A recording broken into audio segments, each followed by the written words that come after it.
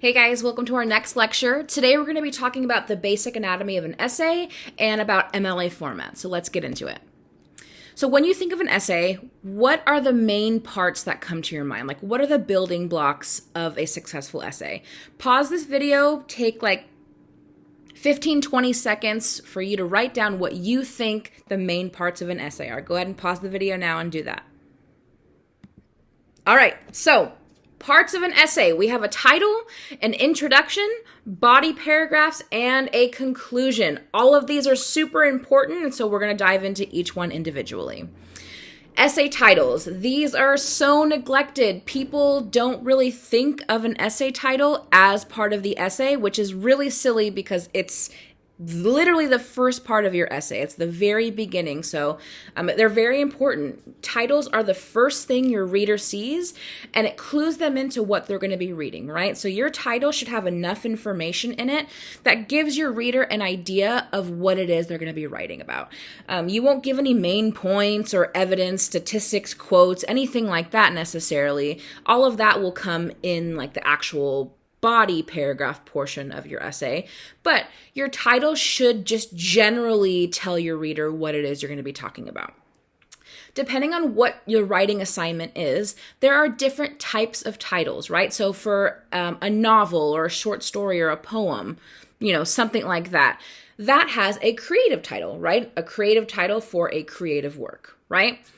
An academic title is a little bit different. There is a specific format to creating academic titles, and we'll talk about that a little ways down the line once we start actually getting into the nitty-gritty of writing essays. But for now, just know that your academic papers should have a title that follows academic format, okay? Lastly, essay titles, there is a first and last rule. Titles, like I said, are the first thing to be read, but they should be the last thing to be written, right? So when you sit down to write your essay, you should not start with your title. You should write your entire essay, proofread it, sign off on it, it's ready to go, you're ready to submit it, and then write your title. You'll write a better title, a more fitting title, when you have already written your paper, right? You know exactly what it is you've written. You can name your creation once you've actually created it. So think of it as like you get a dog. More often than not, you don't name the dog before you actually get the dog, right? You go to the shelter, you go to the pet store, you say, oh my gosh, that dog is so cute, I love it, I want it. You take it home and you say, I'm going to name him Scout, right? Scout fits the dog, right? You should do the same thing with your essays, okay? Write your entire essay, then go back and give it a title. Moving on to introduction. So for your reader, your introduction will tell them what it is they're going to read. So your title should do that on a certain level, but your introduction should give them more information, right? More meat, right? It should tell your reader, give your reader a little bit more information into what you're going to actually be writing about, okay? For you as the writer, an introduction essentially functions as your North Star, as a reminder of what you are actually trying to argue, right? When we're writing, it's very easy to kind of veer off track of what it is we're actually trying to say. So let's say we start here with our paper and we want to end here.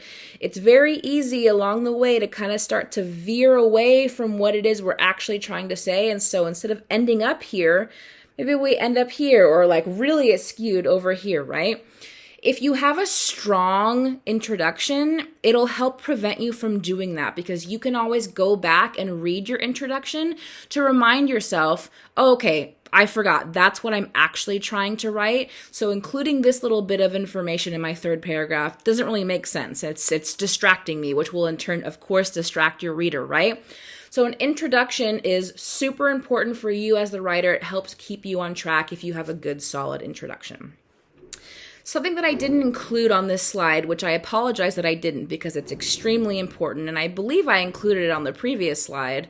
I did, a hook. Okay, your introduction should have a hook. I'm sure most of us have probably heard of this before. We talk about this a lot in elementary school when we're actually like learning how to write. A hook is the very first sentence of your introduction, so the first sentence of your entire essay. it should catch your reader's attention in some way, shape, or form, right? It should be interesting. It should make your reader want to continue reading, right? Hooks can sometimes be quotes. Hooks can sometimes be a super interesting statistic. It can be a lot of different things, but just know that the very first sentence of your introduction should be a hook. It should be an interesting sentence that catches your reader's attention. After that, you should give your reader some background information or some contextual information that's essential to give your reader for them to understand what it is you're actually trying to argue, okay? You have to remember that you're the expert on the topic that you're discussing, not them, okay? So sometimes you will need to give your reader some background information so they understand what it is you're talking about for the rest of your essay. For example, let's say you are arguing one cancer treatment is more effective than a different cancer treatment. If I'm reading that essay, I don't know anything about cancer treatment, right? I'm an English major. I am not a science girly in any way, shape, or form. So I would be totally lost. So you as the reader in your introduction should give me some context into what you're going to be talking about to help situate me in your paper, right? So maybe give like a brief history on cancer treatments in general, or some contextual information about the treatment that you are arguing is more effective than the other, right? Whatever it is, it just depends on what you're actually writing about, right? But regardless, in your introduction, it's very important for you to provide some contextual information to put your reader in the place and time and the mindset that you want them to be in when reading your paper, okay? Last but not least, certainly not least of your introduction is your thesis statement. This is arguably the most important part of an entire essay. Listen to this carefully. Without a strong, clear thesis statement, you cannot have a successful paper. I'll say it again. Without a strong, clear thesis statement, you cannot have a successful paper, okay? So thesis statements are extremely important. Either next week or the following week, we are gonna have an entire lecture specifically dedicated to thesis statements. That's how important it is. But for now, what you should know is the thesis statement is the last sentence of your introduction, and it's normally one or two sentences. I don't know if you can hear the police outside my apartment right now. If you can, so sorry, but let's move past it. A thesis statement for this class is normally going to be just one sentence.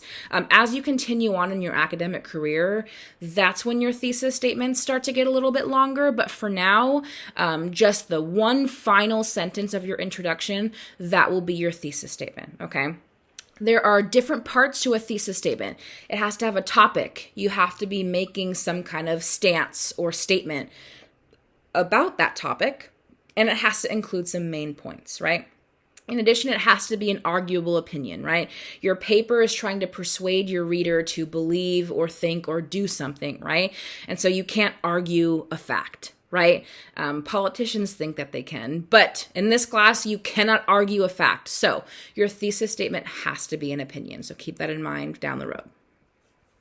Let's take a look at this. Pedro Pascal needs our help to figure out which one of these blurbs is an actual proper thesis statement. So on the left, we have The Last of Us demonstrates the way that trauma affects human behavior by illustrating character development, survival instincts, and interpersonal relationships. And on the right, we have The Last of Us is a show that's based off of a video game. So pause this video, reread both of these sentences, and figure out which one is a proper thesis statement. Pause video now, and then we'll talk about it. Okay, so hopefully you paused. If not, oh well, let's talk about it. The sentence on the left-hand side is the proper thesis statement. Why? Because one, it has a topic, yes. It is giving you a stance on that topic. It has three main points, yes. But it is also an arguable opinion. That's really why the one on the right is not correct. The Last of Us is a show that's based off of a video game. That's just a fact. The TV show is based off of a video game. Somebody couldn't come up to you and say, well, I don't think that it's based off of a video game. That would just straight up be just wrong. That's just incorrect, right? So the one on the left-hand side is the proper thesis statement. The one on the right is incorrect for a lot of reasons, but most importantly here is it's not an opinion. It's just straight up a fact. Thank you for helping Pedro. He's very happy. Moving on to body paragraphs. This is the bulk of your essay, right? It is the main meat, the main chunk of your essay where you're telling your reader what it is you're arguing, right? You're actually making the claims, giving evidence, right? So for the basic anatomy of an essay, for a standard essay, you should have a minimum of 3 body paragraphs. This is, of course, dependent on each type of essay. But just know for this class, you are going to have more than 3 body paragraphs, right? Just because our word counts, because we are officially in a college English class, the word counts are a little too large for us to just have the standard 3 body paragraphs. It just doesn't make sense for this class. So know that an essay has to always have a minimum of 3 body paragraphs, but for this class, you'll definitely have more. Each paragraph, and this applies to your introduction, your body paragraphs, your conclusions, your discussion posts, any kind of writing assignment. A paragraph has to have a minimum of 5 sentences to be considered a paragraph, okay? So if you submit a paragraph that has 2 sentences, 3 sentences, 4 sentences, it is not a complete paragraph. So no, a paragraph needs to have at least 5 different sentences. Each body paragraph will also include a topic sentence. This is the first sentence of each body paragraph that basically tells your reader what this paragraph is going to be talking about, right? It makes sense. You're telling them what the topic of this paragraph is. Super simple, straightforward. Your body paragraphs is where you provide evidence, right? Your thesis statement is in your introduction that says, this is what it is I'm arguing. And then in your body paragraphs, you prove that argument by giving some kind of evidence to support what it is you're arguing, right? This includes facts, statistics, anecdotes, lots of different things. But just know for now, this is where your evidence belongs, in your body paragraphs. Your body paragraphs should follow the sequence of main points that your thesis statement lays out. So look at this example as hopefully it gives you some clarity. California is expensive to live in because of the climate, theme parks, and quick access to different environments. So this is the thesis statement. It's the very last sentence of the introduction in this pretend paper we're reading, right? So the first main point listed is that California is expensive because of the climate. Climate is the first main point. So your first body paragraph should be about climate. The second main point is about theme parks, California having theme parks. So your second body paragraph should talk about theme parks, yes? And third, quick access to different environments. Great. Quick access to environments. That should be your next paragraph, okay? This can get a little bit confusing because we're going to have more than 3 paragraphs. Just know that each main point can have multiple paragraphs and for the most part will have more than 1 paragraph. So, for example, climate. California is expensive to live in because of the climate. That's the first main point we're making. So, that may be your first body paragraph, and then your second body paragraph might still also be talking about the climate, right? Then maybe you've said all you need to say about the climate in 2 body paragraphs. So then you move on to your next main point, and your third body paragraph is talking about theme parks, which is the second main point. It's just a different... You have more than 3 body paragraphs. I know that might sound confusing, and I'm probably not explaining that in the best way, but this will make more sense once we actually start writing, and we'll talk about this more, okay? Transitions. Your paragraphs should flow into each other. There should be an obvious connection to each other, right? You shouldn't just completely move on to a new main point without transitioning in a smooth way. Transitions gently shift your reader from one paragraph to another and show a relationship between the paragraphs. This is a little chart of some common transition words and phrases. This is by no means a comprehensive list of words or phrases that you could use, but these are probably the most common ones to use. So take a look at this. Let me show you an example of a transition, okay? So in this pretend paper, the thesis statement is being an avid reader is beneficial because it can make someone a well-rounded person, improve one's mental health, and better one's writing skills. Okay, that's the thesis statement, okay? So that being said, because our thesis statement gives us kind of the structure for our body paragraphs, we are going to follow the same sequence of main points listed in the thesis statement. Our first paragraph is going to talk about how reading books makes you a well-rounded person, because that's the first main point listed in our thesis statement. Yes? Okay. Paragraph 2 would be about improving mental health. So how can we transition out of talking about being a well-rounded person into improving mental health? Here's a good example. Equally as important to the way reading can change one's perspective of the world, it also has the power to positively affect mental health quality. So this would be the topic sentence, right? This would be, or the transitional sentence, transitioning from one paragraph to the next. It's saying, hey, what I just talked about was important. I'm not just like moving on and disregarding what I just said.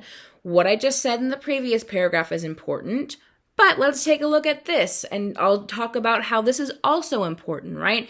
You're showing some kind of relationship rather than just like abruptly moving on to something else, right? Giving your reader a smooth transition into a new topic. Conclusions. So we have our introductions, we have our body paragraphs, and your conclusion is the very last paragraph of your essay. This is to wrap up what you're saying in a nice, pretty little bow for your reader, okay? A conclusion has 3 different parts. You need to restate your thesis statement in a new way. Again, your thesis is the last sentence of your introduction. So in your conclusion, you will say this again, but not verbatim, right? You'll change up how you said it, but the message will still be the same, right? Restate your thesis in a new way. And you should also summarize your main points, right? Give a brief summary of what it is you talked about in your body paragraphs. Lastly, your conclusion should make clear the significance of your argument. Like, why is what you're arguing important, right? You don't want your reader walking away from reading your essay asking themselves, okay, so what? Who cares, right? You need to tell your reader the answer to that so what. Hey, here's what I said. This is why what I said is important. This is why you should care about it. Super important. That's kind of the part of conclusions that people neglect more often than not, but it's very important, right? You don't want to let your reader walk away asking, okay, so what? Who cares? Conclusions may suggest further research that needs to be done. It could state next steps or a call to action, but nothing should ever come out of left field, meaning a conclusion should never introduce new evidence, right? Any kind of evidence should be stated in your body paragraph. So when you're creating your conclusion, just know that in the back of your head. Like, you shouldn't be introducing any new evidence.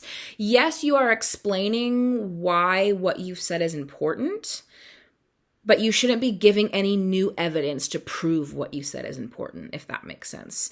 If you're confused, please write that question down in your question log and we will go over it, okay?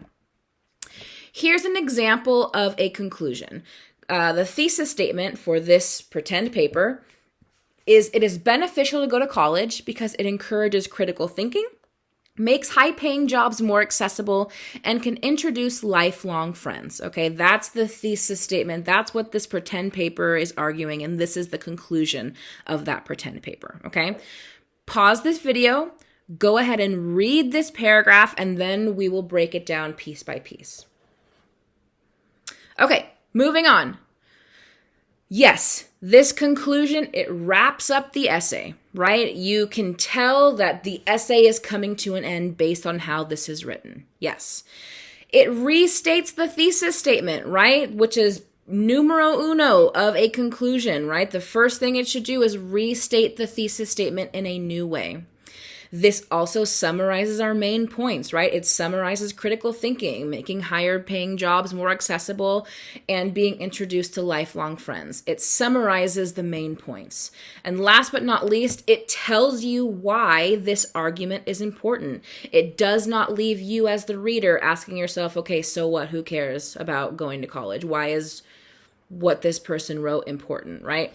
Gives clear significance. It tells you why the argument is relevant. Let's talk about MLA format. So in this class, our style guide is MLA format. So everything we're going to be talking about is super important, okay? So what is MLA format? MLA stands for Modern Language Association. This is a professional organization that creates a standard protocol for academic writing, okay? It makes essays essentially navigable. Think about stop signs or stoplights, okay? The colors of stoplights here in California are red means stop, yellow means slow down or speed up, depending on who you are, and green means go, right? That's what those colors mean here in California. If you go to New York, those colors will be exactly the same and mean the same thing. If you go to Nevada, the colors will be the same and mean the same thing. Why? Because there's an organization who set those standards. So that way, no matter where you go in the United States, you will know how to read the signs around you and you can navigate, right? Navigate successfully. MLA does this for essay writing. It gives you this set of rules, these standards to say, okay, these are the rules. When you go into an essay, you will know how to navigate through the essay based on these standards we've created, okay? So that's kind of the whole point of MLA format, is to make essays navigable for you. All right, so this is our agenda for MLA format. We're going to talk about font, we're going to talk about line spacing, margins, indentation, headers, heading, title, the Oxford comma, and a works cited page. All right, first and foremost, font and spacing. So font, when you're writing an MLA format, should be 12-point font, like size 12, right? And it should be only Times or Times New Roman. Anything outside of that is not following MLA format. And please know that when you're writing essays and when I'm grading your essays, I am looking for proper MLA format. That's a big thing for this class. So please make sure that you're following these things. I know they may sound insignificant, but they're important. So 12 size font, Times or Times New Roman, okay? Line spacing. All of your text should be double spaced. The reason for this is honestly just it's easier for instructors to read rather than having really small text super close together. The double space makes it easier on our eyes. As you can imagine, us teaching 4 or 5 classes a semester, we read a lot of assignments every single day. And if everything was single spaced, I honestly think I'd be blind by now. So please do me a favor to preserve my eyesight. Please make sure everything is double spaced, okay? It also helps us give us feedback. This is a little less relevant today because we do most of our grading on Canvas. But back in the day when, I was submitting papers, I would print the physical paper and turn it in person to my instructor, and they would hand write feedback on my essay, and they could really only do that if everything was double spaced, so they could write in the spacing, write in the margins, but that's kind of the reason why this is a rule for MLA format. So margins and indentation. Your margins are the space on all sides of your paper, right? So the space on the bottom of the top, space on the left and the right. There should be a 1-inch margin all around. So there should be 1 inches from the very top of your paper to where any text begins. There should be 1 inch from the very last sentence on a page to the very bottom. And then the same thing on the left and the right. 1-inch margins all around. All of your text should be left justified, meaning that it all starts to the left outside of your title. The title should, of course, always be centered, but all of the rest of the text should be left justified. Indentation, this is a pretty standard rule. The first line of every paragraph should be indented. You guys are already doing this. In addition, for margins, the word processors that we use, like Pages, Microsoft Word, things like that, Google Docs, they more often than not will automatically set their margins to be, 1 inch, excuse me. But if it looks odd to you, that means the margins may be off. The word processors are very glitchy sometimes. So while the margins are usually automatically set at 1 inch, please double check that that's the case when you're using it.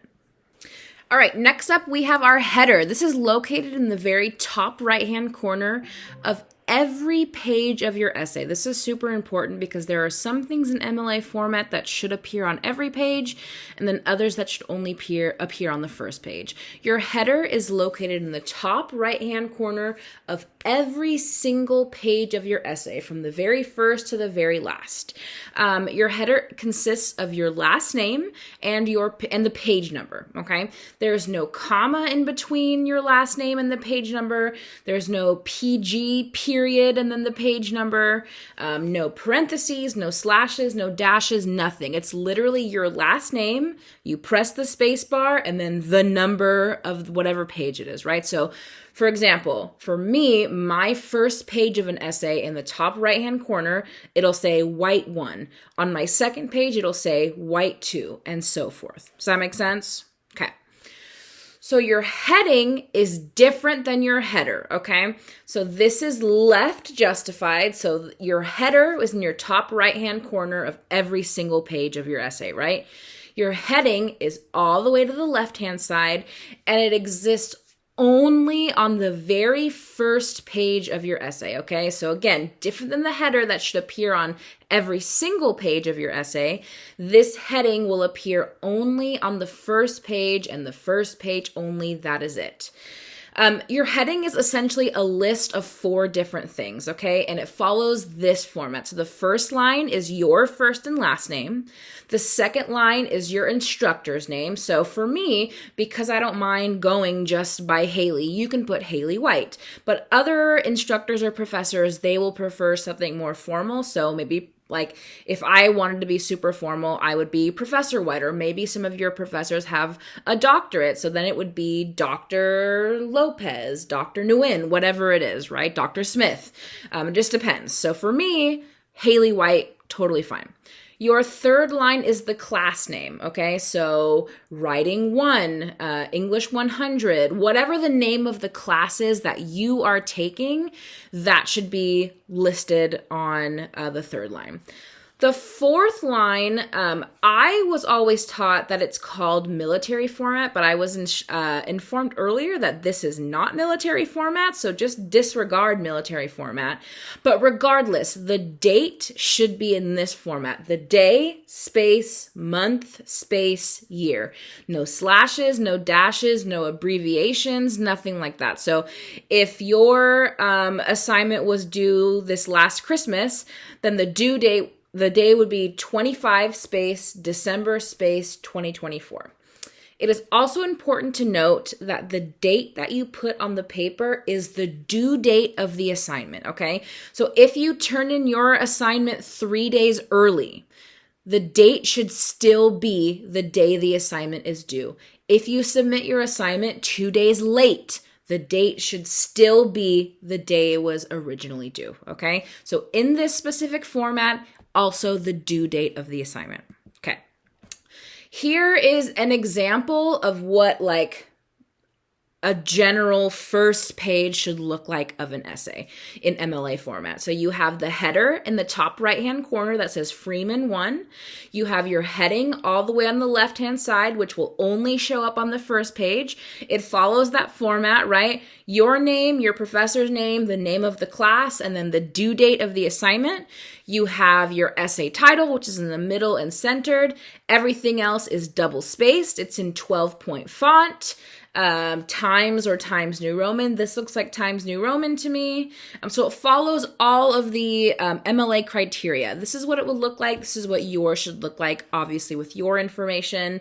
But this is just a visual for you to look at that you can come back to make sure that your essay is following this format, okay? So essay title, we talked about titles already, but in MLA format, your title is centered. It should not be bold. It shouldn't be underlined, not italicized. It should just be regular font and format as the rest of your paper, right? Students tend to like to bold or underline their titles. Do not do that. That is not following MLA format. Shouldn't be any of those things, okay? The only reason something should be italicized is if you are including the name of like a major work in your title. So let's say the title of your essay is Grief in Shakespeare's Hamlet.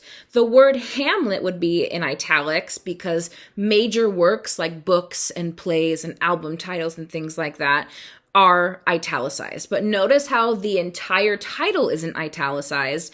It's just the name of Shakespeare's play that's italicized. So hopefully that makes sense. If you are not including the name of a different work in your title, then nothing should be italicized. Just regular 12-point Times or Times New Roman. The Oxford comma, we talked about that a little bit earlier, so I'm not going to go into too much detail about that. But again, the Oxford comma is a requirement for MLA format. And as a reminder, it's that comma between the second to last item in a list and the last item in a list, okay? Works cited pages. We won't go too much in detail about works cited pages right now because we will have an entire lecture on it later down the line once you start incorporating sources into your writing. But just know that the works cited page is the very last page of all of your essays, and it essentially lists all of the sources that you incorporated into your paper, okay? So if you are reading The Great Gatsby and you include a quote from The Great Gatsby into your paper or a summary from The Great Gatsby, then that book would be on your works cited page. If you are incorporating an article that you read while doing research on cancer treatments, that source would also be listed on your works cited pages, okay? So again, it's just a list of outside sources that you used in your essay. It's the very last page of your paper, okay? This is just essentially a way to avoid plagiarism. You are giving credit to the author and the source of the information that you used within your paper. Again, we'll go into this in more detail in the next following weeks, but for now, this is the information that I want you to know about works cited pages. All right, that's it for basic anatomy of an essay in MLA format. Let me know if you guys have any questions, and I will see you next time.